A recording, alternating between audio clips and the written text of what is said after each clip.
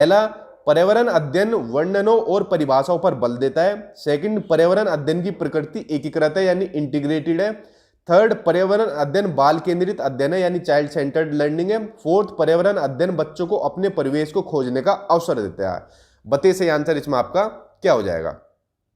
बहुत ही महत्वपूर्ण क्वेश्चन आपका, ठीक है। पर्यावरण अध्ययन के संबंध में सत्य नहीं पूछा है, लेकिन इसके पर्यावरण अध्ययन के संबंध में सत्य भी जानना आपको जरूरी है, क्योंकि यहां से क्वेश्चन आपका जरूर कंफर्म पूछा जाता है, ठीक है। इसलिए मैंने लिया है ये क्वेश्चन, इसके ऊपर वेरी वेरी इंपोर्टेंट लगा लेना। देखिए जो आंसर सही हो जाएगा इसमें, आंसर सही हो जाएगा इसमें आपका फर्स्ट। जहां पर भी मैंने बताया था, जहां पर भी डेफिनेशन की बात या कुछ टेक्निकल बातों की बात आ जाएगी, वो ऑप्शन आपका कभी सही नहीं हो सकता, वो आपका नेगेटिव होगा। लेकिन क्वेश्चन आपसे नेगेटिव पूछा है तो नेगेटिव नेगेटिव भाई भाई, तो आंसर इसमें आपका फर्स्ट सही हो जाएगा। लेकिन जो बाकी के पॉइंट है कि पर्यावरण अध्ययन का जो नेचर होता है यानी प्रकृति होती है वो एकीकृत होती है, और चाइल्ड सेंटर्ड अध्ययन होता है, और बच्चों को अपने परिवेश को खोजने का अवसर देता है आपका ईवीएस यानी कि पर्यावरण अध्ययन। इन तीनों ऑप्शन को अच्छे तरीके से देख लेना, यहां से एक नंबर का आपका कोई सा ना कोई सा क्वेश्चन देखने को मिलेगा जरूर, ठीक है। चलिए अब चलते हैं नेक्स्ट क्वेश्चन के ऊपर। नेक्स्ट आपका राष्ट्रीय पाठ्यचर्या की रूपरेखा यानी एनसीईआरटी 2005 के अकॉर्डिंग निम्नलिखित में से कौन सा पर्यावरण अध्ययन की एक विषय वस्तु यानी थीम है? भोजन, सौरमंडल, मौसम या फिर ऊर्जा, ठीक है। बताइए से आंसर आपका क्या होगा। फूड है, सोलर सिस्टम है, वेदर है या फिर एनर्जी है।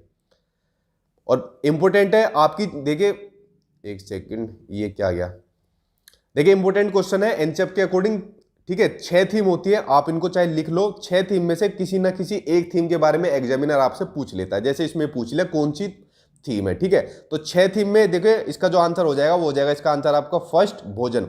एक तो हो गई भोजन, भोजन के अलावा उसके अलावा दूसरा हो गया आपका पानी यानी वाटर, इनको लिख लो, इंपोर्टेंट आपका, ठीक है। पानी के अलावा तीसरा हो गया आपका यात्रा यानी ट्रेवल। इसके अलावा फोर्थ हो गया आपका आवास, इसको लिख लो आप यानी शेल्टर, ठीक है।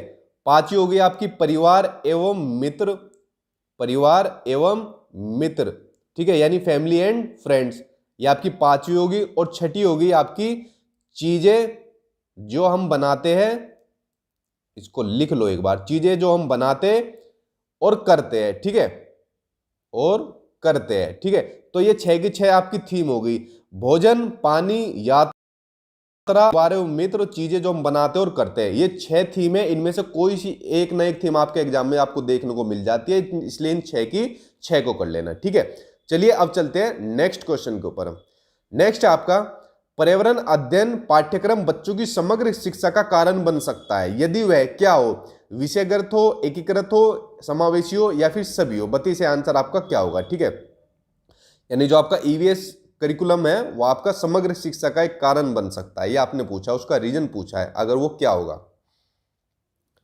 देखिए जो इसका सही आंसर हो जाएगा वो इसका सही आंसर हो जाएगा, फोर्थ सही हो जाएगा, ये सभी, ठीक है। वो विषयगत भी होना चाहिए, एकीकृत भी होना चाहिए और समावेशी तो होना ही होना चाहिए, ठीक है। और आपने देखा होगा जब भी ये क्वेश्चन आ जाता है ना ये सभी, तो ज्यादातर चांस हो जाता है सीटेट में उस ऑप्शन के सही होने के। मैं बता नहीं रहा हूं, एक तरीके का तुक्का मान लीजिए, अगर आप किसी क्वेश्चन में फंस जाए, आपको नहीं समझ में आ रहा, तो ज्यादातर देखने को मिल जाता है सीटेट के एग्जाम में जिसमें लिखा होता है ये सभी, वो हमेशा सही देखने को मिलता है, ठीक है। तो इसलिए ये आपके लिए छोटी सी ट्रिक थी, अगर आप कभी फंस जाओ और आपको क्वेश्चन या आंसर कुछ समझ में ना आए। नेक्स्ट क्वेश्चन आपका, कुडुक कहाँ के लोगों की भाषा है? मिजोरम की, मणिपुर की, अरुणाचल प्रदेश की या फिर झारखंड की? 32 से आंसर आपका क्या हो जाएगा, ठीक है, कुडुक। देखिए जो इसका सही आंसर हो जाएगा वो हो जाएगा इसका आंसर आपका फोर्थ। जो कुडुक होती है वो झारखंड के लोगों की भाषा है, ठीक है, वहां पर जनजाति होती है तो वो लोग इसको बोलते हैं। नेक्स्ट देखते हैं, नेक्स्ट क्या है। नेक्स्ट आपका समुदाय एक शिक्षण और अधिगम संसाधन है, क्योंकि वो पूछा है। देखिए ये मैंने कल आपकी एक वीडियो अपलोड की थी एनसीएफ, मैंने आपको बताया था अगर आपने एनसीएफ को सही से कर लिया ना तो आप जो सीटेट के अंदर पेडागोजी आती है पूरी, उसमें कभी मात नहीं खाओगे आप। इसलिए इस वीडियो को अच्छे तरीके से देख लेना और पेडागोजी की टेंशन खत्म हो जाएगी आपकी। आप पेडागोजी इतने अच्छे तरीके से सोल्व करोगे, 75 में से 70 नंबर तक का भी आप स्कोर पेडागोजी के अंदर ला सकते हो, ठीक है। बशर्ते आपको एनसीएफ जरूर आना चाहिए, जिसमें कल ये वाला पॉइंट भी था जो मैंने आपको समझाया था कि जो समुदाय होता है, कम्युनिटी होती है, एक महत्वपूर्ण शिक्षण और अधिगम संसाधन है, रिसोर्स है। ऐसा क्यों है? कोई भी समुदाय में उपलब्ध समस्त ज्ञान को बिना आलोचना के स्वीकार कर सकता है। सेकंड, यह सस्ता और सुलभ है। थर्ड, बुजुर्ग लोग बुद्धिमान है और उनके पास समय है। फोर्थ, यह वास्तविक परिस्थिति में सीखने का अवसर प्रदान करता है। तो बताइए सही आंसर आपका क्या हो जाएगा।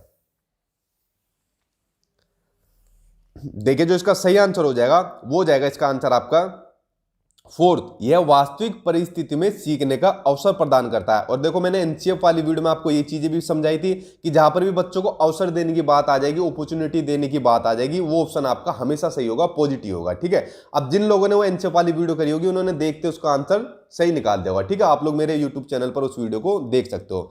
वरना जो मैंने अपने सीटेट के नोट्स बनाए हैं उसमें मैंने अपना पूरा एनसीएफ भी आपके लिए डाला हुआ है विद क्वेश्चन आंसर, चाहे आप उसको देख सकते हो।